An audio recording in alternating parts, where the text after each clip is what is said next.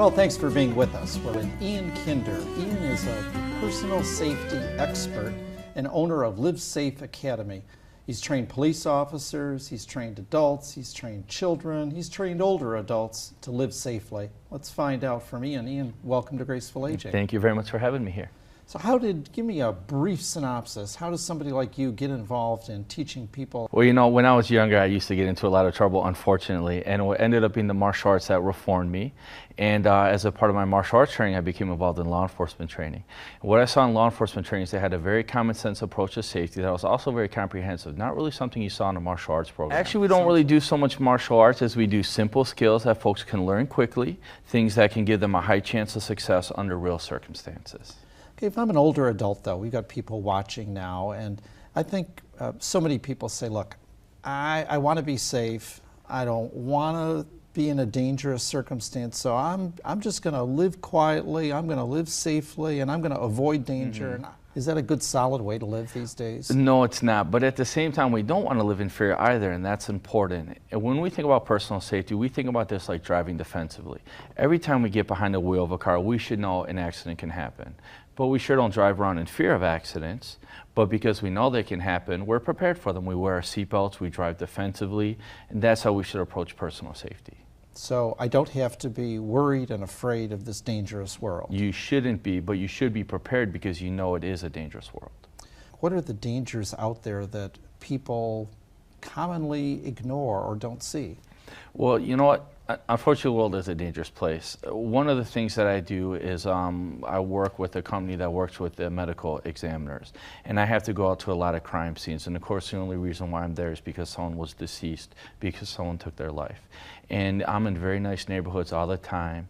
People aren't aware that there was just a crime that took place right next door to them, and it never gets into the news. And again, it's not that we should be in fear, but we do need to understand that crime is a very real thing that happens everywhere. And those are the types of things that we want to be mentally prepared for, because safety is a personal responsibility. Police do a wonderful job to try to protect us, and thank goodness we have them, right? But safety is still our responsibility. They can't protect everybody. That's why crimes still happen.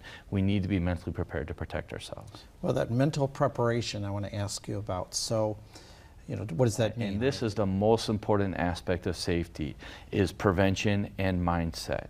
When we talk of mindset, what we talk about is having the moral conviction to do whatever is necessary to protect an innocent life, whether that be our life or the life of another innocent person. The reason why we have that moral conviction is because life has the right to be safe, that it's worth protecting, and that we need to be willing to do whatever it takes to protect ourselves. In dangerous situations, people can feel very overwhelmed. Sometimes when they feel overwhelmed, they don't do anything at all. We need to have the moral conviction to do whatever it takes, no matter how scared we are, because being scared is natural. But we still have to have that commitment to say we're going to do whatever it takes to protect our safety, because you really don't want to be the person that's the victim afterwards. You want to do everything you can not to be that person. So how do I get that mindset? How do I mentally prepare? One of the things that we talk about is the heart of self-defense training really is teaching people how to think. And once people understand that innocent life has the right to exist and is worth protecting, once they have that moral conviction to say that I am worth defending, and so are other people, that's the first starting point, to say that life is worth protecting. You know, there's a saying that God can't be good unless he hates evil. And that's the basic concept here, is that we need to understand that innocent life is worth protecting, and therefore we're willing to stand up to whatever dangers are out there that would try to hurt an innocent person.